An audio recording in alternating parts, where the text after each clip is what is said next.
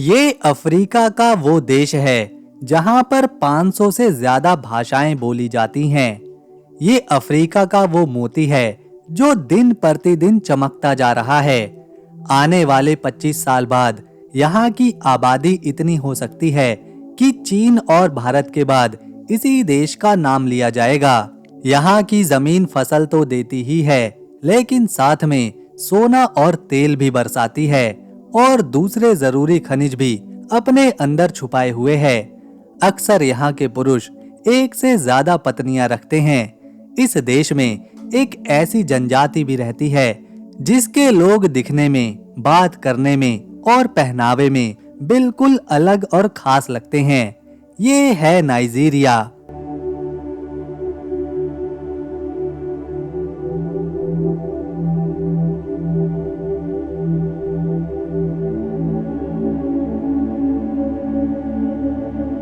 अफ्रीकी महाद्वीप का दिल।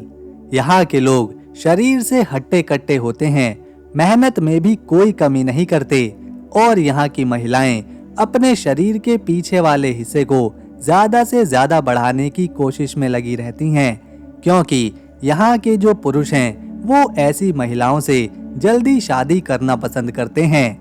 नाइजीरिया के बारे में जानने और देखने के लिए बहुत सी बातें हैं। यहाँ घूमने के लिए एक से बढ़कर एक जगह है।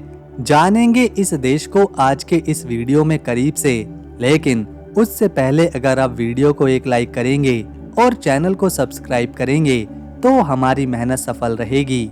नाइजीरिया पश्चिम अफ्रीका में मौजूद एक बड़ा और शक्तिशाली देश है।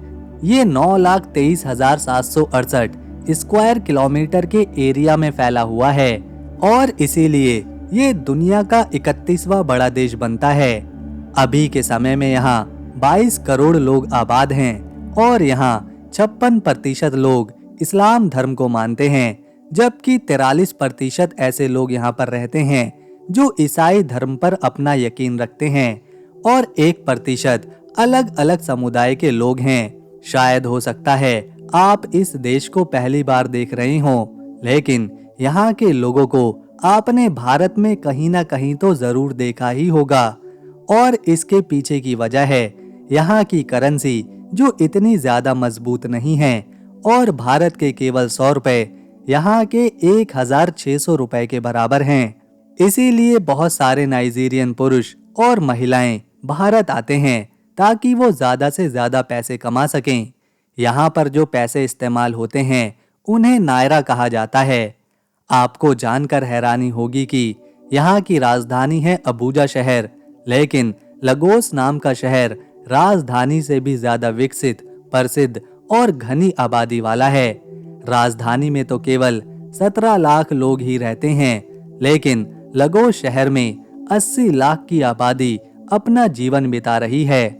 हमारे देश भारत के बाद नाइजीरिया ही वो देश है जहाँ सबसे ज्यादा फिल्में बनाई जाती हैं, अमेरिका से भी ज्यादा। हर साल इस देश में 1500 से ज्यादा फिल्में बनाई जाती हैं और यहाँ की फिल्म इंडस्ट्री को नॉलीवुड कहा जाता है।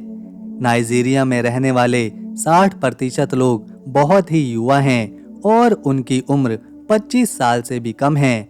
इस देश को और करीब से समझने के लिए हमें इसके इतिहास को जानना होगा।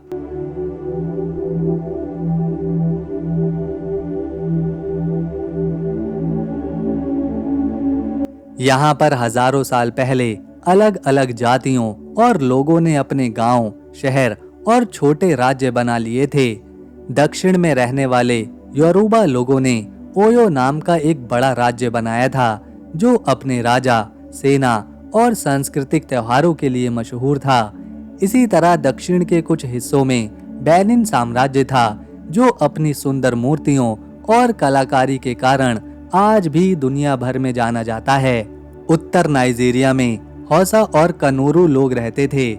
यहाँ कई पुराने शहर थे जहाँ व्यापार, मस्जिदें और शिक्षा बहुत आगे थी।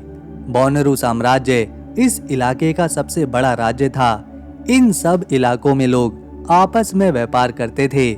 नमक, कपड़ा, लोहे की चीजें और खाने की चीजें खरीदते और बेचते थे। साल 1400 से लेकर 1700 के बीच अफ्रीका के कई इलाकों पर यूरोपीय देशों की नजर पड़ी। पहले पुर्तगाल, फिर ब्रिटेन यहाँ पर व्यापार करने आए। धीरे धीरे ब्रिटेन ने नाइजीरिया के कई हिस्सों पर अपना कंट्रोल जमा लिया। 1800 के दशक में ब्रिटेन ने नाइजीरिया को पूरी तरह से अपने कब्जे में ले लिया और इसे अपनी कॉलोनी घोषित किया। ब्रिटिश शासन में देश की सीमाएं तय की गईं, नए कानून बनाए गए और लोगों पर नए टैक्स लगाए गए। हालांकि इस दौरान नाइजीरिया के लोगों ने कई बार अंग्रेजों के खिलाफ आवाज उठाई। उनका सपना था कि नाइजीरिया आजाद हो और खुद अपना देश चलाए। साल 1940 से लेकर 1950 के बीच आजादी की मांग और ज्यादा तेज हो गई। कई नेताओं ने लोगों को एकजुट किया और आखिरकार 1 अक्टूबर साल 1960 को नाइजीरिया को आजादी मिली। पहली बार देश ने अपनी सरकार बनाई और अपना संविधान बनाया। आज का नाइजीरिया अफ्रीका का एक बड़ा और प्रभावशाली देश है। इसकी संस्कृति, भाषा और परंपराएं इसके पुराने इतिहास की याद दिलाती हैं। यहाँ सैकड़ों जातियां और भाषाएं हैं, फिर भी लोग एक साथ रहकर देश को आगे बढ़ाने की कोशिश करते हैं। नाइजीरिया अफ्रीका के सबसे तेजी से विकसित हो रहे देशों में से एक है और इसके पीछे की वजह है यहाँ की मिट्टी से मिलने वाले खजाने का सही ढंग से इस्तेमाल करना। नाइजीरिया की जमीन खेती करने के लिए काफी उपजाऊ है। यहाँ पर कपास, मक्का, गेहूं, चावल, यूट, ताड़ का तेल और आम जैसी फसलें उगाई जाती हैं। लोग छोटे बड़े खेतों में फसल उगाते हैं और पशुपालन भी करते हैं। इसके अलावा नाइजीरिया में कच्चा तेल, प्राकृतिक गैस और सोना जैसी कीमती खनिज भी पाए जाते हैं। तेल की वजह से देश की अर्थव्यवस्था बहुत ही मजबूत हुई है। नाइजीरिया अपने तेल और गैस का बड़ा हिस्सा अमेरिका, भारत, चीन और यूरोप के देशों को बेचता है। सोना और अन्य खनिज भी बाहर के देशों को निर्यात किए जाते हैं। कृषि और खनिजों की वजह से नाइजीरिया दुनिया में अपनी ताकत दिखाता है और ये अफ्रीका का सबसे बड़ा उत्पादक देश बन चुका है। ये है अबूजा रॉक, इसे इरॉक भी कहते हैं। नाइजीरिया की राजधानी अबूजा के पास मौजूद एक बहुत बड़ा और खूबसूरत पत्थर है ये लगभग 400 मीटर ऊंचा है और आसपास के हरियाली और शहर के बीच एक शानदार दृश्य बनाता है। ये न केवल एक प्राकृतिक चमत्कार है बल्कि नाइजीरिया की राजनीति और संस्कृति का भी प्रतीक है। इसी पहाड़ी के पास नाइजीरिया के राष्ट्रपति भवन, संसद भवन और सरकारी कार्यालय मौजूद हैं। लोग इसे देखकर नाइजीरिया की ताकत और स्थिरता की याद दिलाते हैं। यहाँ हर साल पर्यटक आते हैं, चढ़ाई करते हैं और प्राकृतिक सुंदरता का मजा लेते हैं। अबूजा रॉक नाइजीरिया का गर्व है और ये देश के प्राकृतिक और राजनीतिक केंद्र का भी प्रतीक है। वैसे तो इस देश में हर 15 से 20 किलोमीटर बाद खान पान, पहनावे और भाषा में बदलाव देखने को मिलता है, लेकिन पूरे नाइजीरिया में खास तौर पर 3 जनजातियों का प्रभाव है। इसमें पहली है फुलानी, दूसरी है योरूबा और तीसरी है इग्बो। यहाँ के लोगों को मसालेदार चावल, मांस या फिर मछली खाना काफी पसंद है। इसके अलावा फूफू, जो एक तरह गाढ़ा आटे का जैसा खाना है जिसे सूप या फिर स्टू के साथ खाते हैं, यहाँ के लोगों को काफी पसंद है। नाइजीरिया लगातार अपने भविष्य को सुनहरा बना रहा है। हालांकि बीच बीच में राजनीति, सुरक्षा और सरकार की नीतियां मुश्किल पैदा करती हैं, लेकिन ये अफ्रीका के सबसे धनवान देशों में से एक है। यहाँ के 70% लोग पढ़े लिखे हैं और इसमें भी युवाओं की संख्या अधिक है।